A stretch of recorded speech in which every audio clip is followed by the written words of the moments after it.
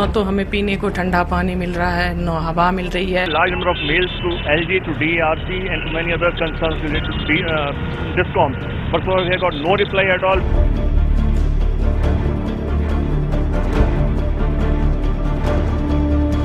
In front of me is a high tension power transmission tower which has fallen because of the storm on 30th of May. Hopefully, to meet the peak demand of today itself, we will have 350 to 400 megawatt additional power generation. If it doesn't happen by 8 p.m. today, it will happen later in the night.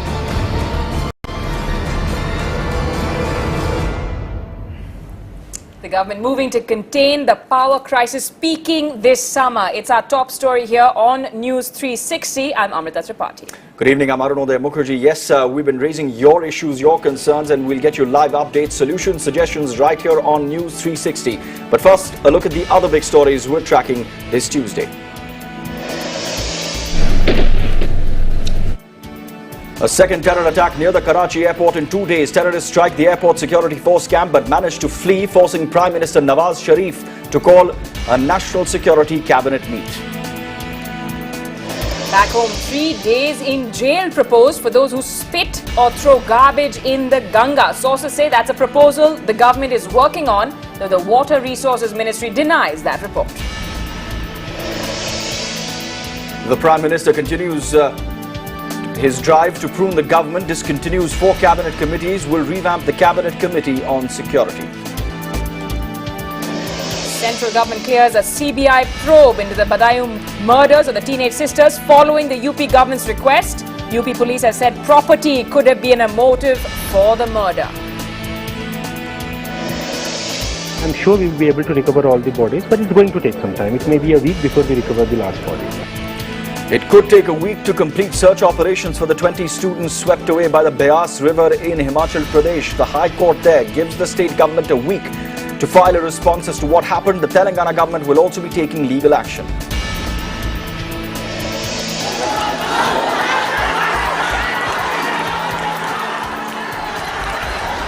A dispute over school fees takes an ugly turn in Malda, West Bengal. 5 people are injured after clashes between police and parents who pelt stones and lob crude bombs.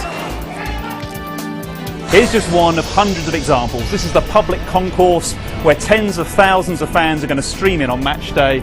So much work to be done. Over there, crates still unpacked.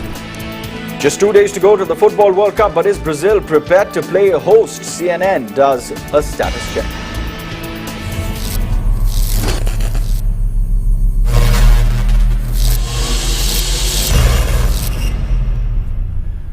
But first this evening, our top focus: protests from powerless Delhi residents have had an effect on the government, or so it seems at least. The capital will be getting 400 megawatts of additional power by tonight. And fingers crossed for an end to the power cuts. This is following an emergency meeting called by the Power Minister Piyush Goyal, who met with the Delhi Lieutenant Governor Najib Jung and other officials. Now, Goyal has said today that the NTPC will be providing gas to generate additional power from the Bhavana plant. He's also said key electricity transmission lines will be restored within 10 days. In fact, talking about a time plan that has been put into effect. He's blamed the previous Sheila Dikshit government for this situation, saying the problem isn't supply, but the lack of investment, infrastructure and decision making. By 8 p.m. today, hopefully to meet the peak demand of today itself, we will have 350 to 400 megawatt. Both the DISCOMs have been given instructions to be more responsive to power complaints. All their offices will work 24 hours. In fact, CNN IBN's correspondents fanned out across Delhi to find out just how badly power cuts are affecting all of us. Authorities are saying that there was a storm which hit the capital on May 30th, and that's one of the main reasons why supply has been hit. Are you taking that justification? No, I think that's just another excuse from their bag. You know, had it been the case, they would have fixed the towers and the transformers much before, and they could have restored the power supply. I think it's clearly a case of negligence. I face problem particularly at night, because of uneasiness I feel when the air is and the fan is not giving cool air when the room becomes hot. So I get up quite a few times at night. न तो हमें पीने को ठंडा पानी मिल रहा है, न हवा मिल रही है। फ्रिज में रखे हुए सामान जो हैं, वेजिटेबल्स, फ्रूट्स और बची हुई सब्जियां, जो भी खाने पीने का सामान है, सब खराब हो रहा है। जिनके घर में इन्वर्टर नहीं है उनको तो गर्मी की मार सहनी पड़ेगी अब, और जिनके घर में है अब 2-3 घंटे लाइट जाती रहती है, इन्वर्टर इतना लोड उठाएगा और उसको चार्ज होने में भी टाइम लगता है। ना हम सो सकते हैं ना बैठ सकते हैं। 3-4 घंटे लाइट नहीं थी रात को, 10 से 3:30 बजे तक लाइट आई है। यहाँ 5-5 घंटे लाइट कट रही है और आते भी है 10 मिनट के लिए लाइट आती है, उसमें भी इतनी फ्लक्चुएशन होती है कि हमारा एसी फूक रहे हैं, हमारे फ्रिज फूक रहे हैं, बच्चे रात को सो नहीं पाते, मच्छर इतने होते हैं। We have sent a large number of mails to LG, to DRC and to many other concerns related to DISCOM. But so we have got no reply at all. We are seeking time for a meeting with LG, but we get the reply that meeting regretted because he is very busy. So you heard the people there. What exactly is the problem, or where exactly is the problem? Why is India powerless? Let's take you through some of those big pointers that we are battling with. First up, the growth in demand is outstripping the generation. That is the biggest issue really that we are dealing with. Inadequate availability of fuel, that also is of course compounding the problem which has been persisting for a while. High transmission and distribution losses as well, something that they are also blaming on the weather recently as well. Bankrupt state electricity boards due to theft and cross subsidies. This is something that was an explanation that was given by the previous regime as well. Problems in acquiring land for power plants, shortage of areas to actually install power plants which would provide or at least lessen the problem. Hydro plants have run into political and social opposition. This is something that we've seen in the past as well, something that the BJP is promising will be taken care of. Inadequate coal linkage to thermal power plants is also another big issue. Now, inadequate distribution network. This has also been something that has been spoken about, and you would be familiar with this problem as well. Inadequate inter-regional transmission capacity to supply surplus power. We've seen the kind of jurisdiction issues that have taken place in various states as well. But what exactly is the problem on the ground? Some people are also saying one of the explanations given by the government was that recent squall that Delhi saw, which destroyed a lot of the power lines in the capital. Shobhajit Sengupta decided to do a status check. While the politics of power cuts in the national capital continues, let's take a look at the ground realities. Why is Delhi seeing upwards of 6 hours of power cut? Now, in front of me is a high tension power transmission tower which has fallen because of the storm on 30th of May. It's not the only one. There are 10 such towers which have fallen, which has impacted the electricity supply in the west and the southwest zone. Now, because of this, and 3 other lines like this have been damaged, and in return those temporary structures have been put up. Those emergency response structures are providing electricity at this point of time, but the problem with them is they can only provide the single line support, whilst this permanent structure can provide a double line of power. So what it means to the people of Delhi? For them, it means the struggle will continue. They will face power cuts upwards of 4 to 6 hours for another 15 to 20 days. And by that time, we can only hope that the summer will fade a little, and probably in some time the rains would come in. With Chintan in southwest Delhi, this is Shobhajit Sengupta. Well, certainly hoping for rain, but also some good news, and clearly we need more investment when it comes to power and also backup to prevent such a crisis from repeating. CNN spoke to 2 former power officials to get their suggestions. Short term, there is very little you can do electricity, but to do a rational load shedding.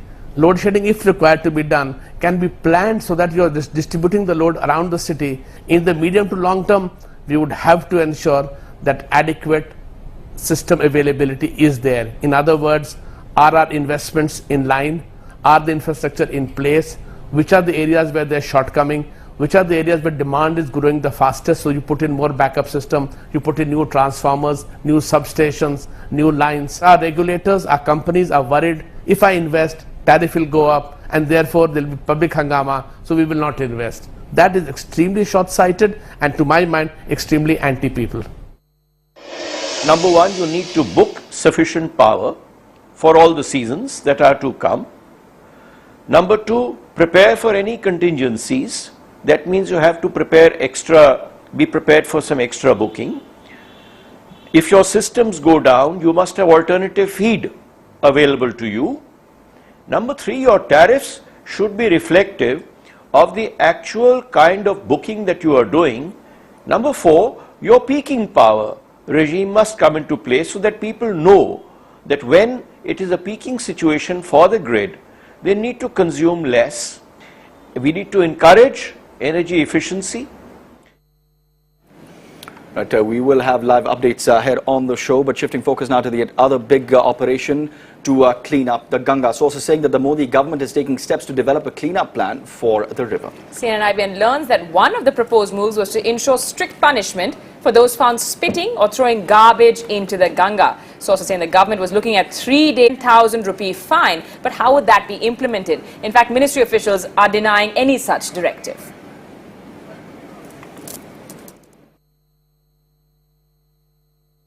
Ganga में कोई थूकता है तो समझिए अपनी माँ पे थूकता है। माँ पे थूकने का मतलब है अपमान उसका करना। जो लोग फूल वगैरह चढ़ाते हैं, दूध चढ़ाते हैं भगवान की श्रद्धा के नाम पे, बट ये सब चीज नहीं होनी चाहिए। इन्हीं सब चीजों से गंदगी फैलती है। नदी के किनारे खड़ा होकर के आदमी थूक रहा है तो उसको देखने के लिए कौन है वहाँ पे जिसके ऊपर जुर्माना लगेगा? प्रैक्टिकली मुझे नहीं लगता ये पॉसिबल है। All right, we've been seeing a lot of commentary on this proposed move, though it's been denied officially. Let's talk to Parishit Luthra joining us with more from our tweet deck. Right, thanks Amrita. A lot of people have been tweeting their reactions. They say this is a welcome step, but a very small one. You need to create a lot of awareness. You need to take larger measures as far as stopping the pollution of the Ganga is concerned. Let's start with Dr. Pankaj Gupta's tweet. He is telling us it may not be enough, but isn't the start of everything small? Isn't it enough that they have started? So he's calling it a welcome step. You're getting another one from Gaurav where he's saying these are all cosmetic measures, will not clean Ganga ji. Iron hand will be needed from politicians to clean the Ganga. Yes, this is another point of view where people say that this is not enough. Who will identify culprits? And you really need to go after the factories and industries who pollute these rivers. Another one from Samir Agrawal, he tells us, go to Haridwar and see drivers washing their vehicles inside Ganga. There has to be a start from somewhere. We spoke to some activists a short while ago. They said you need to create awareness among people like these who live along the Ganga, and only then will you move towards cleaning up the Ganga in a big way. Another one, this is from Nitin Jain. He's telling us that this should actually be the next step. He's telling us that you need to focus on industries first and then take such small steps. With that, it's back to you, Amrita and Arunodaya. Thanks so much for that, Parikshit. And we'll continue to take, of course, tweets. You can tweet our entire team at IBN Live with your thoughts on that. To some disturbing news that came in from West Bengal earlier today. Clashes breaking out between parents and school authorities in Malda. Right, we're going to get you some dramatic visuals of those clashes. Parents wanted the school to lower fees for the class 11 students. The school refused. So it led to a clash. You can see parents started pelting stones, lobbing crude bombs, according to certain reports. The police was called in to pacify the crowd and bring back law and order. In fact, they even fired shots in the air to disperse the mob. 5 people, including a police officer, have also been injured. The situation now under control.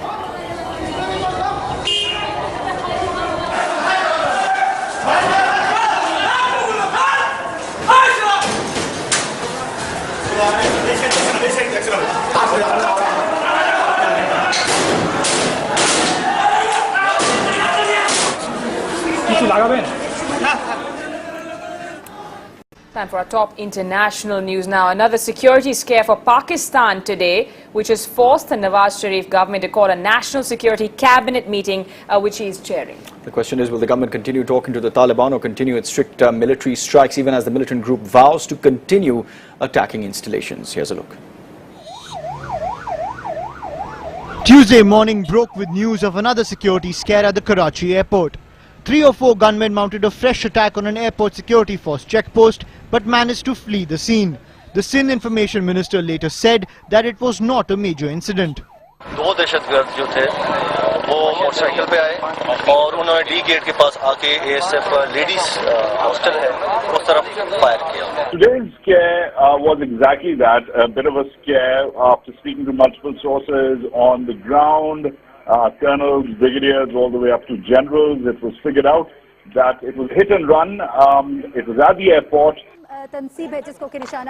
Live reporting though from Sunday's protracted siege on the Karachi airport led Pakistan's Interior Minister to ask for a code of conduct for the media during live operations on the floor of the National Assembly. While there were no casualties today, the country is still coming to terms with Sunday's brazen attack. The Tehreek-e-Taliban in Pakistan taking responsibility for both strikes, calling it revenge for military strikes by the Pakistan government. It has vowed more such attacks. The Pakistani military continues its strikes on camps near the Afghan border. With peace talks disintegrating months ago, there are huge challenges for the Nawaz Sharif government. The question everybody is asking is, when will this so-called final clean sweep, mop-up operation in North Waziristan, that last bastion of Taliban militants, not just in Pakistan but really the region, when will that happen? With agency inputs, with Amrita Tripathi in New Delhi, Ayushman Jamwal.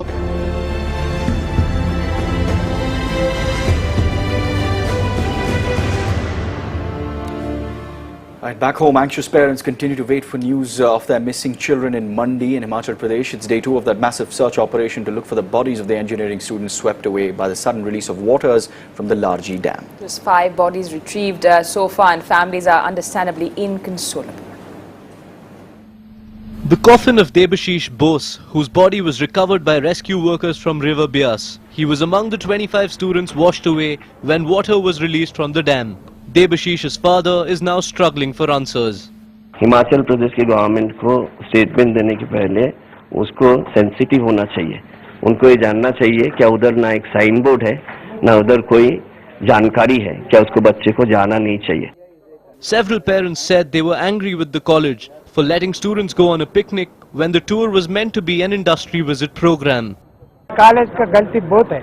उसको local guide को नहीं लेके आया. उसको lecturer का अच्छा आदमी को नहीं भेजाया. उन्होंने कंट्रोल नहीं करा बच्चे को. मेरा बच्चा चाहिए, कुछ भी नहीं, हमको बच्चा चाहिए, कुछ भी नहीं है. Parents say they will collectively take legal action against the engineering college. The Telangana government has promised legal action. We will all club up, all of us, 24 of us who have suffered this loss. We will all club up and we will surely approach the Honorable High Court and we will ask for redressal. We will see that college is made accountable for the lapses that they have committed. हम लोग तो college management से भी strict action लेना चाहते हैं. Industrial tour बोल के लेके आए. इंडस्ट्रियल टूर नहीं है, पिकनिक टूर है. दूसरा यहाँ जो डैम वाले जो है स्टेट गवर्नमेंट की तरफ से नेग्लिजेंस हुआ, उसके वजह से 25 फैमिली रोड पे आ गए. उनके ऊपर भी हम लोग criminal action. College authorities are tight-lipped. Many students have come. We will see for that reason. We can explore that point later. Meanwhile, search operations have intensified. NDRF teams will now focus on some areas upstream to try and recover more bodies. The operation is likely to go on for several days. कि यहाँ पे पानी आने पर खुलने पे कोई body float होके आती है तो किनारे पे लग जाती है, तो उसको हम यहाँ पे ढूंढ रहे हैं. I would only like to say that we should be patient. It is a time-consuming, tedious process, but we are going about it in a very methodical and thorough way, and I'm sure we will be able to recover all the bodies, but it's going to take some time. It may be a week before we recover the last body. People do fall into the Beas River. People do die in the Beas River. But 24 students and a tour guide all dying at the same time has come as a massive blow to the stomach for people, residents of this particular place and the country at large. Will systems improve? Will things be different in the future? That's a big question. But the price that has been paid for it is already too high. With Neeraj Upadhyay at the Pandor Dam, Jyoti Kamal.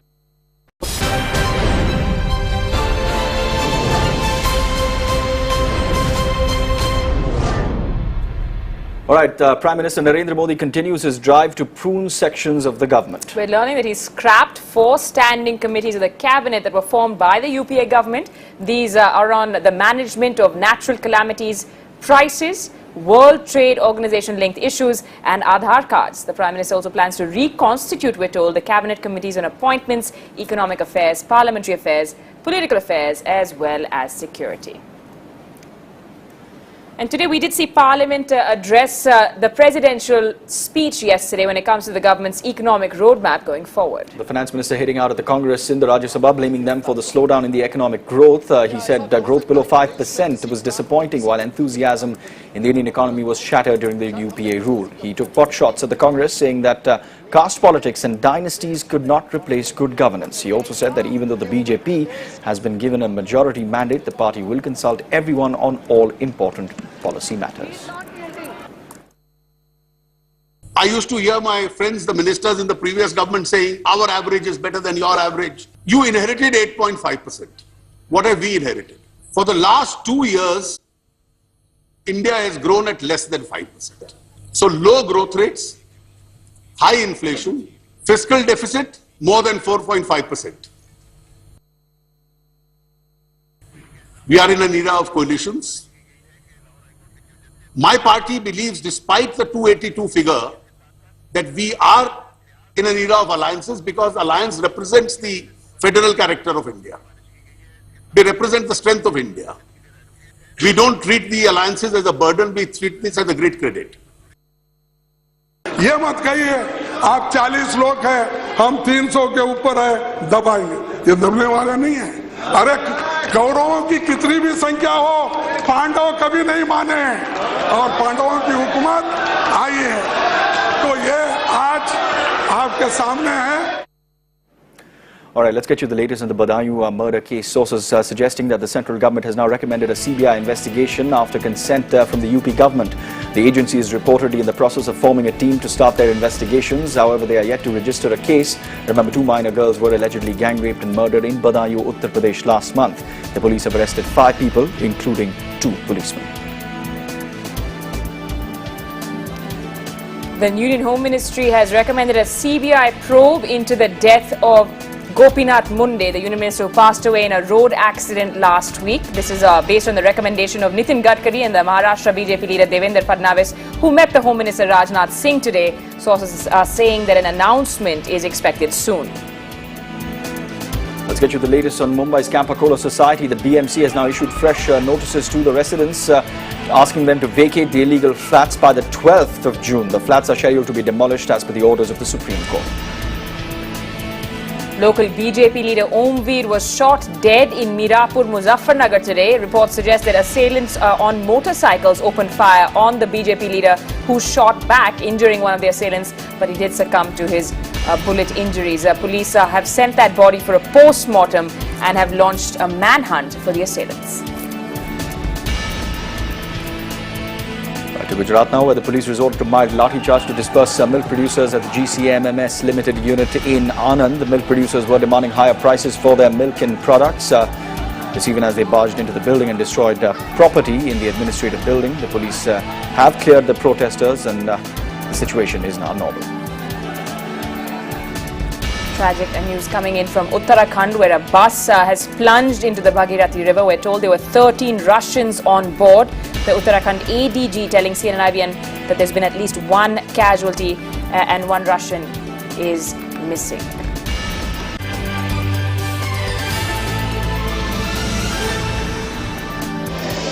Our top headlines tonight. The NDA government steps in as Delhiites protest against a severe power crisis this summer. The Power Minister promises more power supply starting tonight, also saying that broken transmission lines will be repaired within 10 days.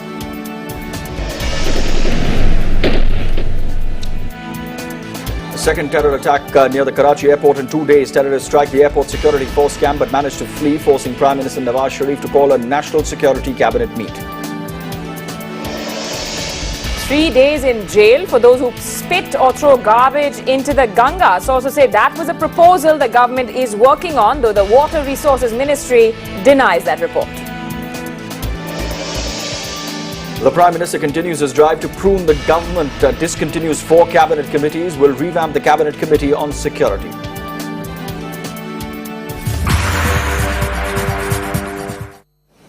All right, let's get you all the football action now. Just 2 days to go till the FIFA World Cup, and there will be no more debatable decisions from now onwards at the tournament, as FIFA is all set to implement the use of goal line technology. A bit of a debate about the use of this, but the mechanism is that it's powered by 14 cameras. Both goalposts will have 7 trained on them from the roof of the stadium to get a 3D positional image of the ball. Once the ball crosses the goal line, signals will be sent to the referee via a wristwatch to indicate that a goal should be awarded. Bit of a controversy over who will have the final word and whether to use the technology in all the matches. Doubts about the transparency of the bidding processes for the 2022 edition have taken a new turn after FIFA President Sepp Blatter claimed that allegations have its roots based in racism. Qatar won the bid to host the 2022 edition in 2010, while 5 out of the 6 sponsors of FIFA have issued statements backing an investigation into the allegations of wrongdoing. And in a tournament like the World Cup, of course, you need strict security measures in place. Police officers from the 32 countries participating did gather in Brasilia as part of the International Police Cooperation Center, which is going to assist in dealing with foreign criminals, violent fans during the tournament. The World Cup will also be accommodating police officials from 3 international police agencies, that's Interpol, Ameripol and the UN Office to fight organized crime. There were some problems as well. Teachers in Rio de Janeiro took to the streets in protest as they demanded more in terms of looking after education and healthcare in the country, while metro workers are already threatening to walk out in protest on the opening day of the World Cup as they're demanding better wages. Focus protests from powerless Delhi residents have had an effect on the government. The capital will be getting 400 megawatts of additional power by tonight. That deadline was set as 9 p.m. and follows an emergency meeting between Power Minister Piyush Goyal, Delhi's Lieutenant Governor Najib Jung and other officials. Goyal saying earlier that the NTPC has said it will provide gas to generate additional power from the Bhavana plant. Also saying key electricity transmission lines will be restored within 10 days. Now he is blaming the Sheila Dikshit government for mismanaging power, saying the problem isn't lack of supply but lack of investment, infrastructure and decision making. That may not cut much ice with Delhiites though. All right, let's do a reality check then as to what exactly is the situation in the capital. Grim at the moment is what the report is coming in from Shubhajit Sangupta, joining us live this evening from East Delhi. Shubhajit, where you are, I believe 8-hour power cuts is just an average. Another, what they're telling me right now is the fact that they're saying power cuts are the norm than the other way around. In fact, there's a press release which came out from the Power Ministry which said that the Bhavana Rohini line has been rectified and hence there will be very little power cut in the East Delhi region. But what is the status? Sir, ये जो नई line जो उन्होंने बोल रहे ठीक कर दी, उसके बाद से कोई फर्क आई है पावर कट्स में घटी है अभी? ये मंत्री जी पीयूष जो गोयल है मंत्री जी बने हैं, ये बिल्कुल गलत बोल रहे हैं, उससे कोई फर्क नहीं पड़ा है। ईस्ट दिल्ली को तो बिल्कुल निगलेक्ट कर दिया गया। आज भी पूरी ईस्ट दिल्ली के अंदर 12-12 घंटे की पावर कट लग रही है। अब अगर 12-12 घंटे लाइट नहीं है तो लोगों को पानी भी नहीं मिलेगा जाके। और मेरा तो मानना ये है कि नरेंद्र मोदी जी ये कहते हैं अच्छे दिन आने वाले हैं और ये अच्छे दिन की शुरुआत कर रहे हैं कि आज कुछ ही दिन उनको सरकार बनाए हुए हो गया। कौन से अच्छे दिन की बात करेंगे? आज पूर्वी दिल्ली की जनता और पूरी दिल्ली की जनता जो है बिजली और पानी के लिए त्राही मची हुई है। और मैं ये कहता हूँ ये कि अगर ठीक है, जब हम लोग RWS के लोग हैं, हम लोग कांग्रेस के टाइम पे भी हमने उसके लिए किया है। कम से कम अरविंद केजरीवाल ने एक काम तो किया 49 दिन की सरकार में कि लोगों को पानी दिया है और कम से कम 1 घंटे के अंदर अरविंद केजरीवाल ने 1 दिन के अंदर ये कह दिया कि अगर मैं सरकारी कंपनी छोड़ के चले जाएं, अगर हम उनके रेट कम नहीं करेंगे। और अरविंद केजरीवाल के टाइम में कभी भी पावर कट नहीं लगा और जब भी अगर कोई बात होती थी तो कम से कम लोगों की कंज्यूमर्स की सुनवाई होती थी। आज कोई सुनवाई नहीं है। So there's a palpable anger amongst the people here, but let's also speak to some of the other members of the RWA. Madam ji, किस तरह की प्रॉब्लम्स होती है पानी वगैरह या अप्लायंस की, किस तरह की प्रॉब्लम होती है? अप्लायंसेस की प्रॉब्लम तो ये होती है कि बार बार लाइट फ्लक्चुएट करती है। जब लाइट फ्लक्चुएट करती है तो अप्लायंसेस खराब होते हैं, कभी हाई वोल्टेज है तो कभी लो वोल्टेज है।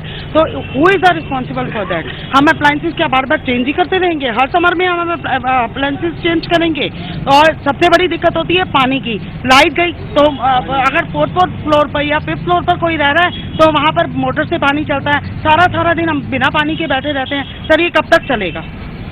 So there's also someone who's saying that he hasn't received any parts through the day. आप बता रहे थे कि आपके घर में 12, 14, 15 घंटे तक पावर नहीं आ रही है। 4 दिन से इतना परेशान हो कि पीने और पानी के लिए, नहाने के लिए तक के पानी नहीं है। मोदी सरकार कहती थी कि अच्छे दिन आने वाले। अगर ये अच्छे दिन है तो ऐसे अच्छे दिन हमें नहीं चाहिए।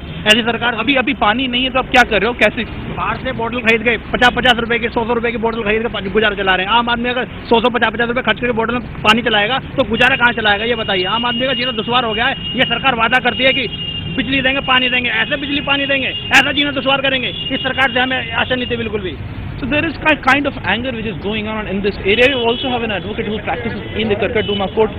सर, आप जो देख रही है पानी बिजली की जो कह रही है, ये 30 तारीख से जो बाढ़ वो जो आंधी आई थी उसके बाद से ये प्रॉब्लम कंटिन्यूसली चल रहा है। उससे पहले भी क्या पावर कट्स होते थे? देखिए, जब तक हमारे यहाँ इलेक्शन नहीं हुए थे, 16 तारीख को जिस दिन वोटिंग हुई है, 16 तारीख को इनका रिजल्ट आया। उसके बाद इन्होंने कहा कि अच्छे दिन आएंगे। उसके बाद वो अच्छा दिन हमें एक भी देखने के लिए नहीं मिला। उससे पहले वादे थे कि भाई आपकी 24 घंटे लाइट मिलेगी, कोई लाइट कट नहीं होगा। This is the capital of India, but however we have to face so many problems. just because of light, water. और यहाँ पर लाइट का ये हाल है कि जिस तरह से डॉक्टर दवाई देता है कि शिफ्टों में 4-4 घंटे बाद दवाई खानी है, तो हम लाइट देख रहे हैं कि रात को 10 बजे लाइट जाती है और सवेरे आती है 7 बजे, फिर उसके बाद 8 बजे कट लगता है, 1 घंटे में हम पानी भरें, क्या करें क्या ना करें, 8 बजे के बाद फिर 11 बजे आती है, मतलब कोई सिस्टम ही नहीं है। और जब वहाँ डिस्कॉम वालों को फ़ोन करते हैं तो they don't take it seriously and don't respond properly. There's complaints coming in against the DISCOM. They also say that there is a step-motherly treatment which is being given to the eastern Delhi which compared to that of New Delhi. So these are some of the problems which the people are facing here. And as far as the power restoration is concerned, so far no sign of it, at least in East Delhi. All right, Shobhit, do thank all of these people who are talking to us despite their frustration, despite how upset stories of that team. You can tweet IBN Live as we continue to track the government's efforts. Now, Tamil Nadu Chief Minister Jayalalitha has promised her state there will be no power cuts. She said from the 1st of June. Well, while cities like Chennai and Coimbatore are largely power cut free, Anna Isaac now does a status check on the power situation from Kanchipuram. Power cuts may have ended in Chennai as promised, but just 70 kilometers outside the state capital in the temple town of Kanchipuram, things are very different. The Tamil Nadu government's promise of no power cuts has fallen short in the silk city of Kanchipuram. For the weavers here, life has hardly changed since June 1st. With frequent power cuts, the number of silk sarees being woven has also come down. Most weavers in Kanchipuram, like 46-year-old Mani, work from home. Though most of the weaving is done manually, they say working without power for 4 to 5 hours every day in low light and heat has reduced their output. We can't guess what time power will be there and what time it will go. They said from June 1st there would be no power cut, but there was no power on the same day. If power cuts are not there, we will weave 3 saris per month. But now it's difficult to weave even 1.5 sari. And it is summer. If we weave without electricity, we sweat over the sari and it gets stained. Now a state government scheme entitles handloom weavers to free power supply for 100 units bi-monthly. But in reality they say they are unable to claim this benefit. With the price of silk and zari increasing and no social benefits, weavers wonder what the future holds for Kanchipuram's famous silk sari industry. 10 years back, there were 70,000 weavers. But due to no wages, no social benefits, no safety, the weavers' number has reduced to half. There are only 35,000 in Kanchipuram now. The work is not being carried out by the next generation because there is a big question mark over their livelihood. Reports suggest that unscheduled power cuts in some parts of Tamil Nadu may be on account of routine maintenance of power generation units. Now weavers in Kanchipuram hope that there will eventually be light at the end of the tunnel. With Sharvana and Anna Isaac in Chennai, in New Delhi, Neha Punya. Well, that's it on this show, but this does remain our top focus tonight on India at 9 as well. The big question being asked, Modi's big challenge, how can India overcome the power crisis? That is the talking point tonight with Anubhav Hosle. That's coming up in just a bit. Do stay tuned.